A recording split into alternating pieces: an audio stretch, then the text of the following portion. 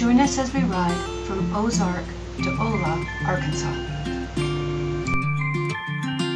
Our route is south on the scenic Highway 23 and then east on Highway 10, going in and out of Ouachita National Forest.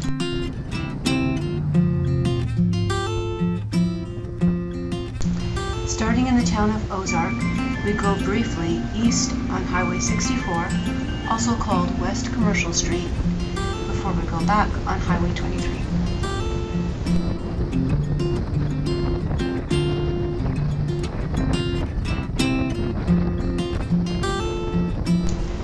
The town of Ozark is big enough to have hotels, gas, and food.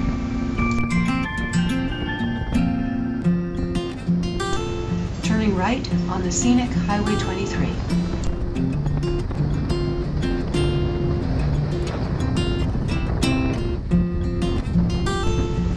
Riding over the Arkansas River.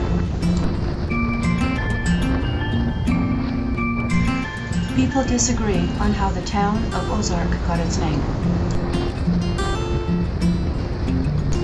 One of the more popular ideas comes from the French who were in the area in the 17th and 18th century. They called this area of the Arkansas River Ozark, referring to the big bend in the river found at the town of Ozark. This was a popular spot for people traveling by boat to get off and explore the Ozarks.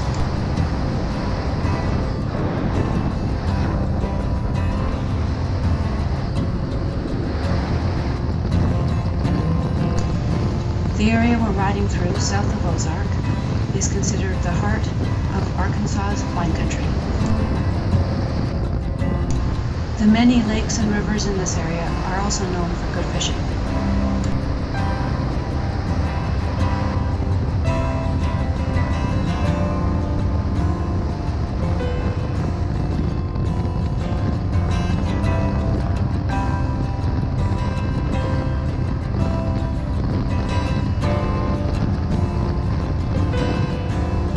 This area was originally home to the Cherokee and Osage people. The waterfront in the town of Ozark was a designated stop for the Native Americans to camp on the Trail of Tears on their walk to Oklahoma.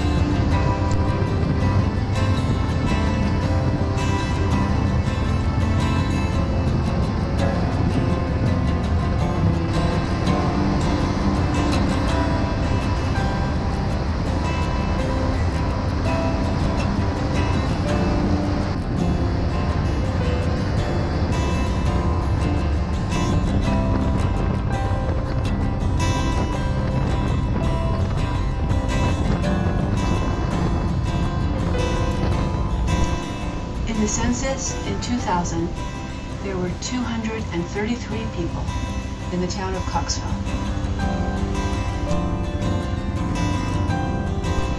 The land area is 3.5 square kilometers. 74% of that is water.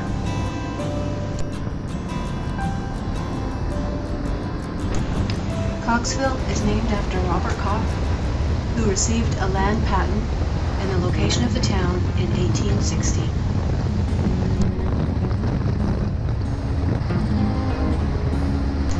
Although the Koch family was said to have arrived in the area in the 1830s. In 1870, he opened a post office.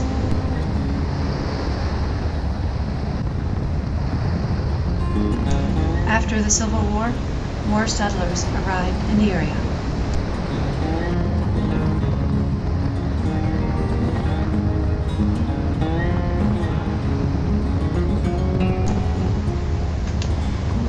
In 1891, Coxville had 2 general stores, 3 grocery stores, a grist mill, cotton mill, and a blacksmith shop.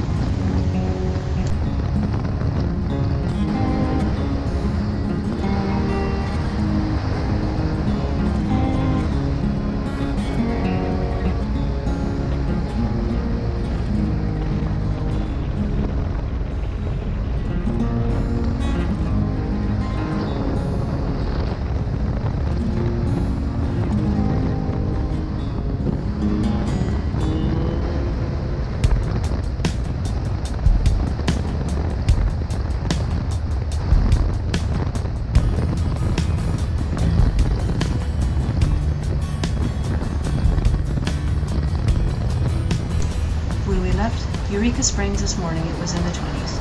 It's nicely warming up as we're riding south, and the high today was 45.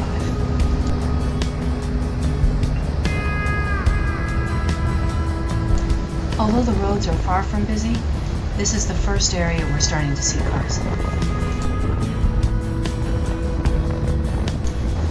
With only a few hills, most of this area is flat, pretty farmland.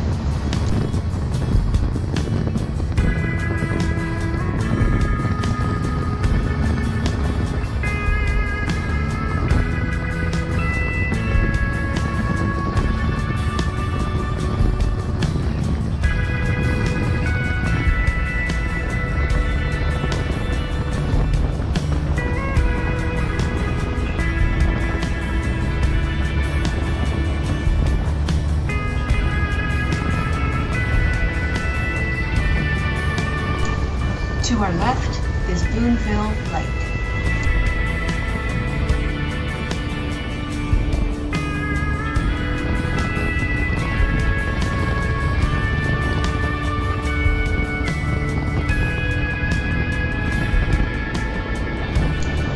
We are now entering the town of Booneville. Booneville is one of the oldest towns in western Arkansas. It was founded around 1828.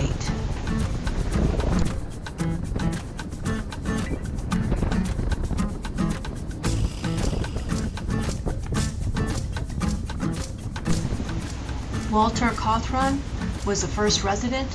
He built a log cabin and opened a store.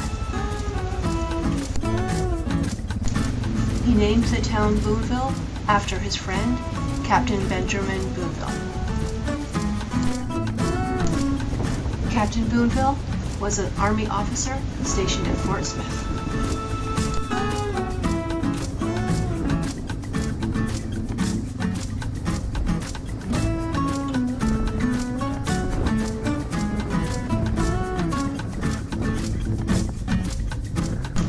We stopped here for lunch and gas before heading east on Highway 10.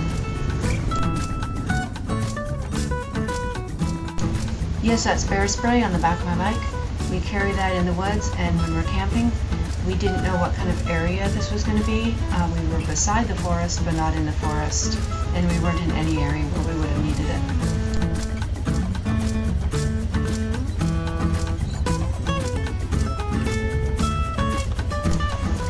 Booneville was incorporated in 1878, and at that time had several general stores, a cotton gin, a drugstore, and a blacksmith shop. Today, Booneville has a community center, senior citizen center, hospital, airport, recreational facilities, including 2 parks and a baseball complex.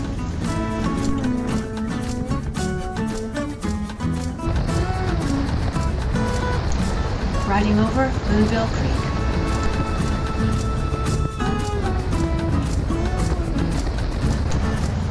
On August 2nd, 1909, the first patient was admitted to the Arkansas State Tuberculosis Sanitarium. The local people were happy to have the sanitarium nearby as it provided employment and a place for the farmers to sell their goods.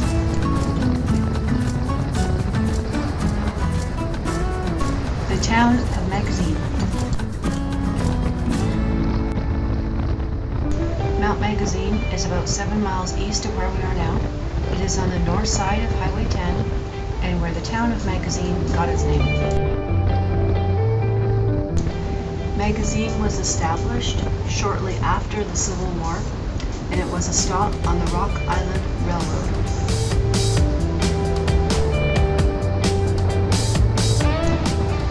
Eli Hooper moved to Arkansas in 1867 and opened a store in what is now Magazine in 1870.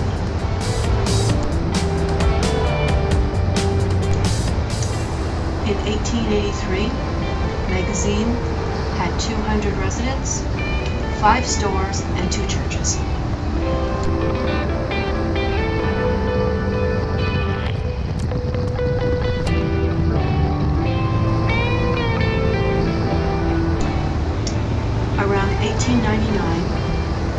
railway came through Magazine. It came about a mile north of the city. Because of this, most of the town relocated, causing the town to have an old town and a new town. To our left is Mount Magazine. It is the highest point in Arkansas at 2,753 feet above sea level. The Mount Magazine Scenic Byway goes to the top of Mount Magazine, where you'll find Mount Magazine State Park. Mount Magazine State Park has a lodge, cabins, and camping. It has trails for hiking, horseback riding, and mountain biking.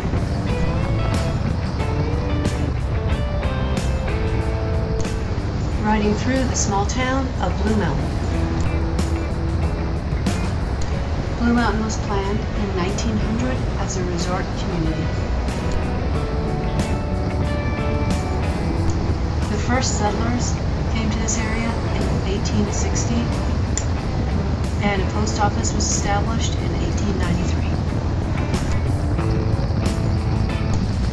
The 2010 census says the population is 124. The railroad line opened here in 1900, and the town was incorporated in 1901. Tourists wanting to go to Mount Magazine got off the railroad at Blue Mountain. At that time, the town had 15 businesses, 2 blacksmith shops, a church, and a school. The railroad went bankrupt in 1980, and the tracks were removed in 1986. The town of Waveland. According to the Town of Waveland's data, in July 2018, the total population was 305. There are 198 homes, and 59 of them are vacant. Waveland is a township in Yell County, Arkansas.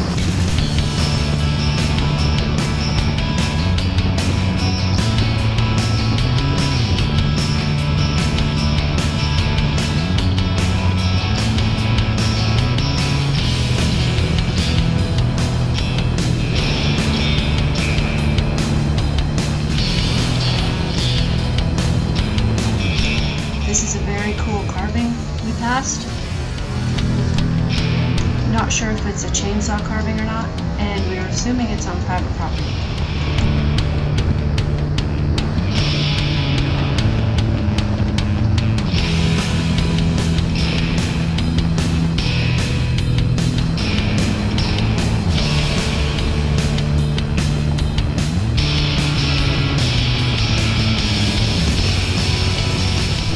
The town of Havana. Havana is a small town. It does have a gas station and a Dollar General.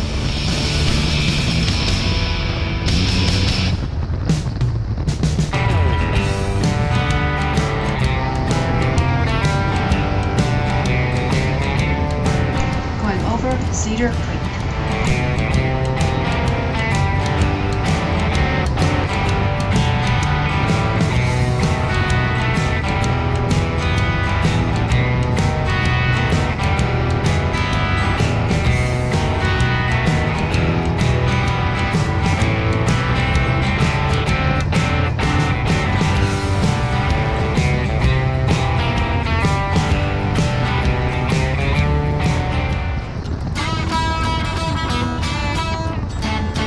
Town of Belleville.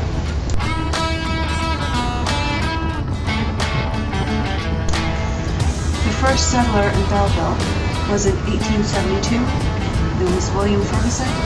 He established a sawmill and a store. The town was originally called Ferguson Mills.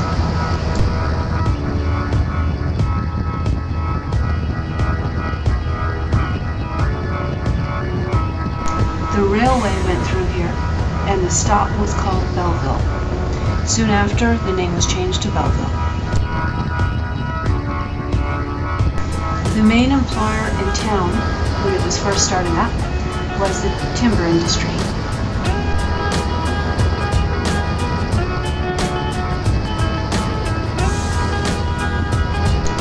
On the outskirts of Belleville, there was a temporary prison used by the federal troops during the Civil War.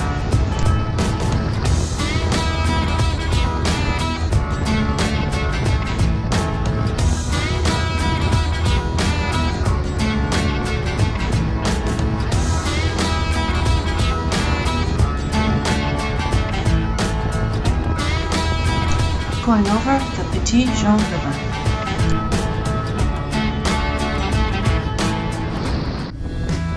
The town of Danville. In 1840, it was decided Danville would be the best location for the county seat. The city was planned in December of 1841. Danville was named after the steamboat Danville, which went on the river past the city.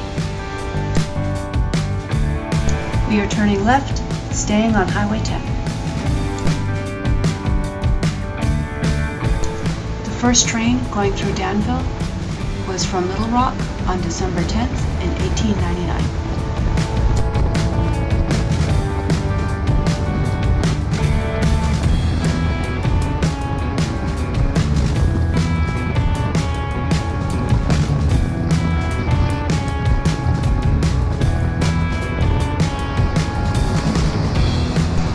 This is where we start to go in and out of Ouachita National Forest.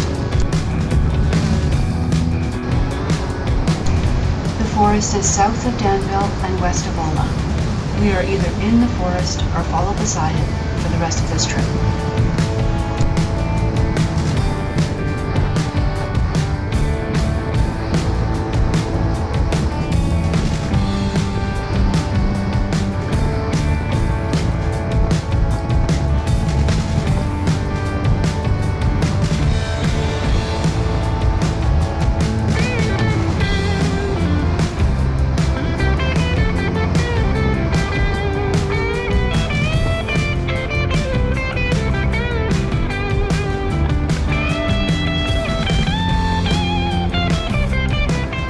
The town of Ola. In the past, Ola's economy was mostly timber, wheat, fruit, and cotton. Now, it is mostly timber and poultry. We stopped here to make sure we had enough batteries in our GoPro. Our next part of our journey is Highway 7 South, which is a pretty windy road through the mountains. Thanks for watching, and click on subscribe and the little bell and you will be notified when our next video comes out.